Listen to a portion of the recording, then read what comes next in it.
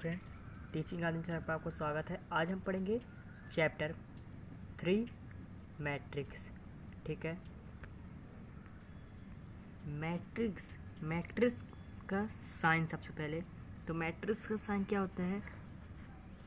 ये होता है, इसके अंदर भी भरे जो ये होता है साइन। ठीक है, अब मैट्रिक्स देखो, अब आपको बताता हूँ मैं। रो यानी होता है ये, कॉलम यानी होता है ये। ठीक है, रो में क्या होता है?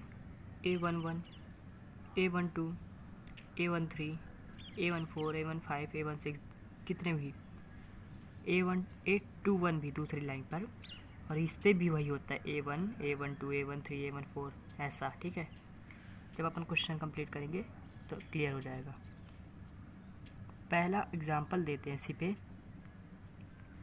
A इजकल टू मैट्रिक्स का साइन A11, A12, A13, अपन कितना भी ले सकते हैं। फिर दूसरी लाइन पे A21, A22, A23, फिर तीसरी लाइन पे A31, A32, A33, ये मैट्रिक्स साइन। इसे रो कहते हैं, 1, 2, 3, इसे रो कहते हैं। और इसे कॉलम 1, कॉलम 2, कॉलम 3 ऐसा होता है। अगर बोलता है कि the order of the matrix, ठीक है, अगर बोलता है the order of the matrix तो बता देंगे अपन 3 × 3। कैसे?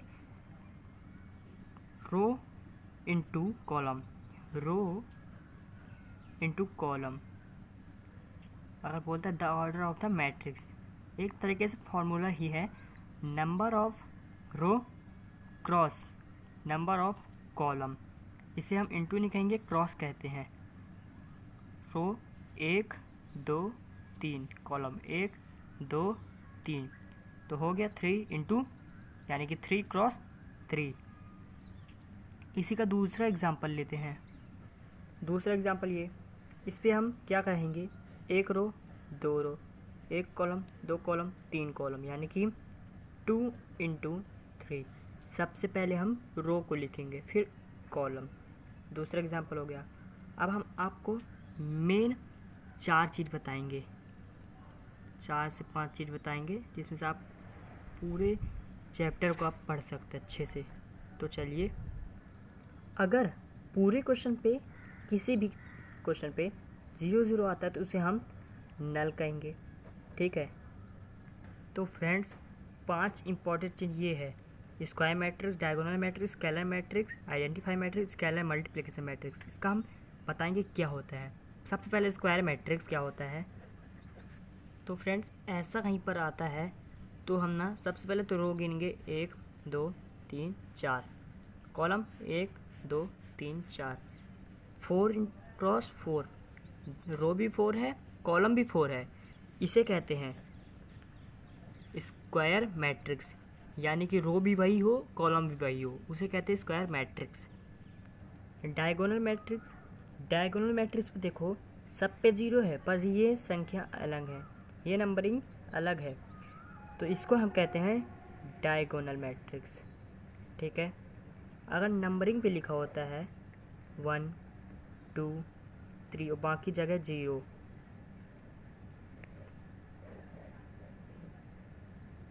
तो इसे भी डायगोनल मैट्रिक्स कहते हैं। अगर संख्या ऐसी भी हो, अलग अलग हो, तब बाकी जगह 0।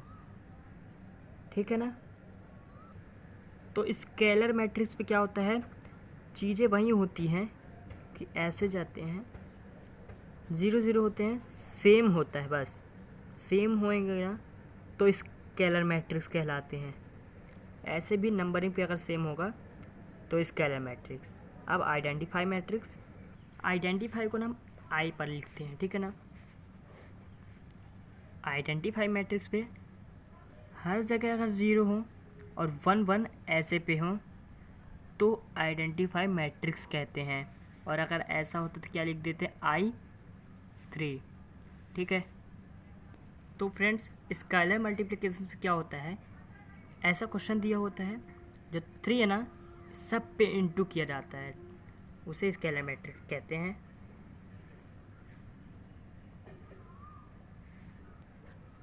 इसे स्केलर मैट्रिक्स कहते हैं। ध्यान देना, जिस पर 3 का इंटू करे, ऐसा क्वेश्चन फंसता है तो 3 का इंटू करेंगे, उसे स्केलर मैट्रिक्स कहते हैं।